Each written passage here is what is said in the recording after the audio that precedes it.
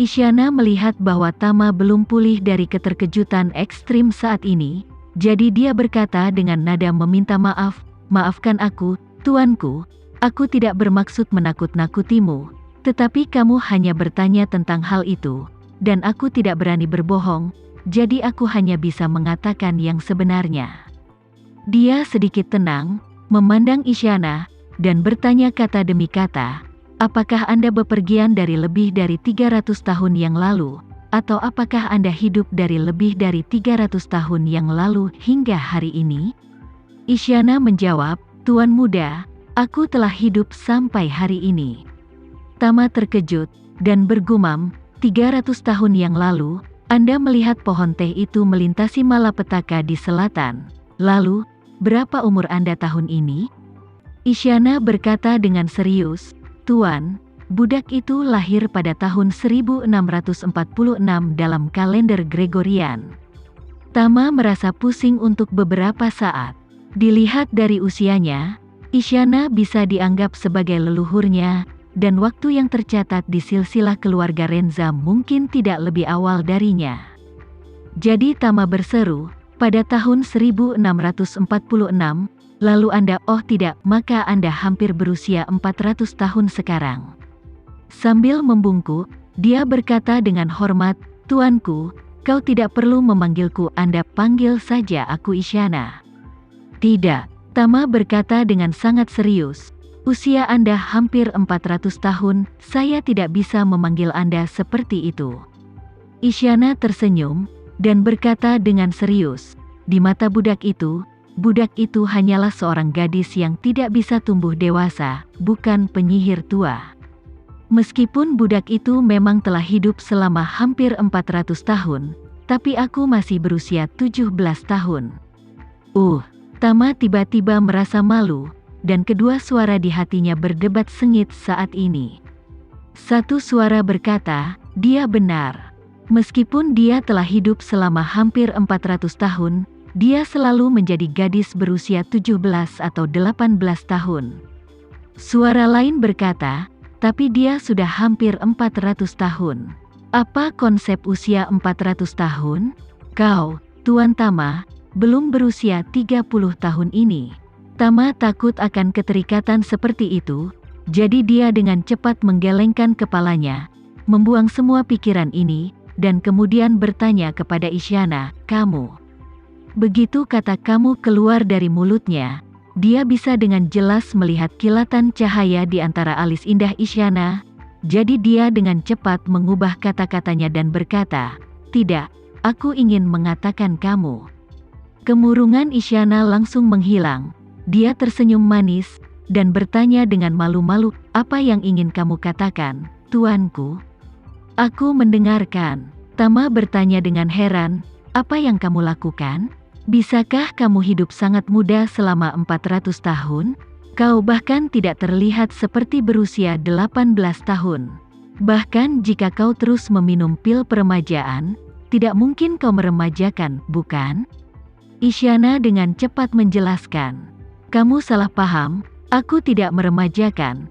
Tetapi penampilan dan tubuhku sudah seperti sekarang ini sejak aku berumur 17 tahun, dan aku belum menua lebih dari 300 tahun." Tama bahkan lebih terkejut, semburnya kemudian Tama bertanya, bagaimana ini mungkin? Kamu tidak mahir dalam energi spiritual. Bahkan jika kamu mahir dalam energi spiritual, kamu tidak akan bisa menjaga wajahmu selamanya." Isyana menjawab, "Karena kamu mahir dalam kultivasi, aku ingin tahu apakah kamu pernah mendengar tentang pil hijau abadi?" Tama menggelengkan kepalanya, "Aku belum pernah mendengarnya." "Apa efek dari pil ini?" Isyana berkata dengan serius, "Setelah meminum evergreen pill, harapan hidup bisa mencapai 500 tahun. Setelah meminumnya, aku telah hidup sampai hari ini."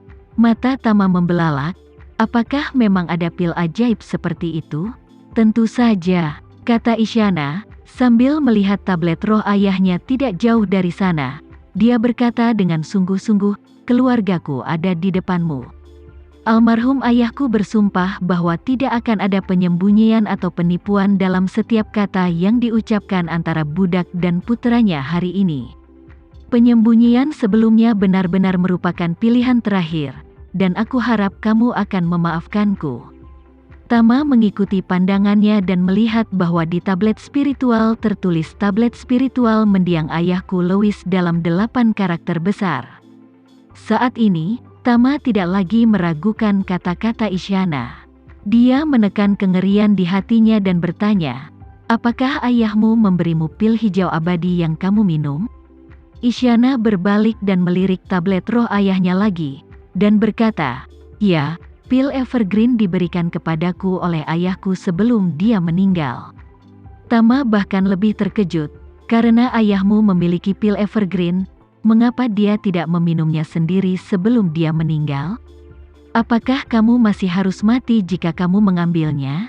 Kemudian, Tama berkata lagi, "Oh, ngomong-ngomong, coba gunakan aku untuk menyebut dirimu sendiri, aku orang modern."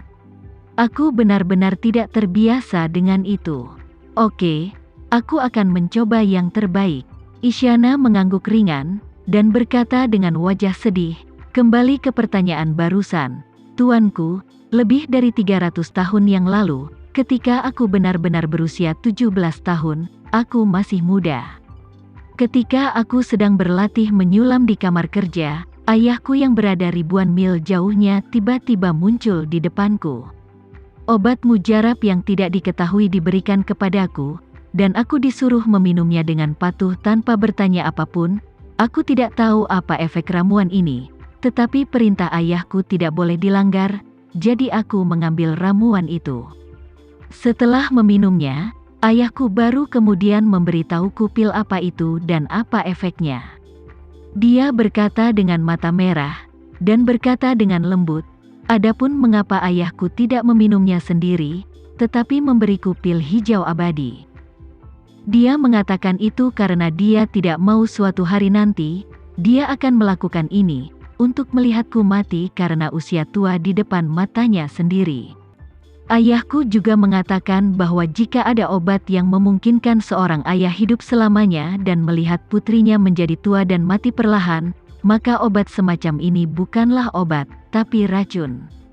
Ayahku berkata bahwa dia harus mati di depanku sebelum dia dapat beristirahat dengan tenang, dan aku masih muda, belum menikah, dan tidak khawatir tentang masa depan.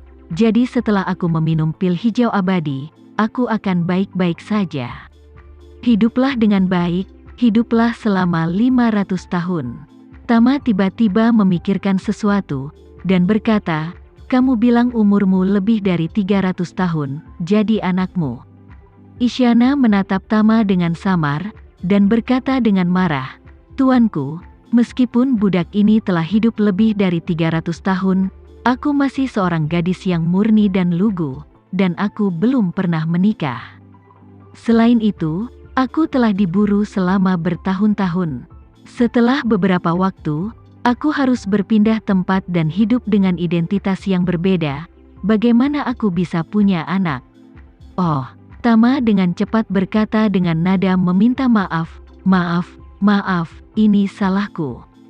Isyana berkata pelan, "Ayah pada awalnya, secara khusus memberitahuku bahwa jika aku tidak ingin memiliki terlalu banyak belenggu, maka aku harus menyendiri dan tidak menikah selama 400 tahun pertama." Tama bertanya ingin tahu, "Kenapa? Jika aku melakukan itu, aku membiarkan keluargaku tumbuh dan menjadi tua, dan hanya dalam 100 tahun terakhir keluargaku, mulai menjadi tua pada titik tertentu, pergi sampai rasa sakit kematian, dan setelah titik waktu itu, keluargaku akan dapat pergi dari usia 17 menjadi 18, kemudian 28, 38 tahun, dan kemudian secara bertahap menjadi tua. Jadi, tunggu titik waktu itu. Saat waktunya tiba, aku akan bisa mengalami kehidupan nyata." Tama mengangguk mengerti, pasti sangat menyakitkan bagi orang tua melihat anaknya menjadi tua sambil muda selamanya.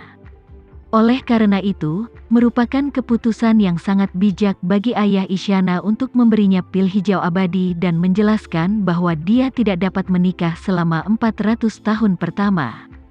Jadi, Tama bertanya lagi, lalu apa yang terjadi dengan ayahmu? Isyana menghela nafas, ayahku terluka parah saat itu, dan tidak ada obat mujarab lain untuk penyembuhan, jadi dia harus berbaring di tempat tidur untuk penyembuhan. Tetapi sayangnya, hidupnya tidak lepas dari bahaya. Jika ada cukup waktu, bukan tidak mungkin untuk pulih. Setelah jeda, Isyana berkata dengan sedih, hanya saja ayahku mengatakan pada saat itu bahwa orang yang menyakitinya akan dapat mencapai desaku paling cepat dalam setengah bulan. Jadi dia terus mendesakku untuk mengambil cincin itu dan cepat tinggalkan rumah, jangan sampai pihak lain menemukannya. Tapi aku tetap menolak untuk meninggalkannya.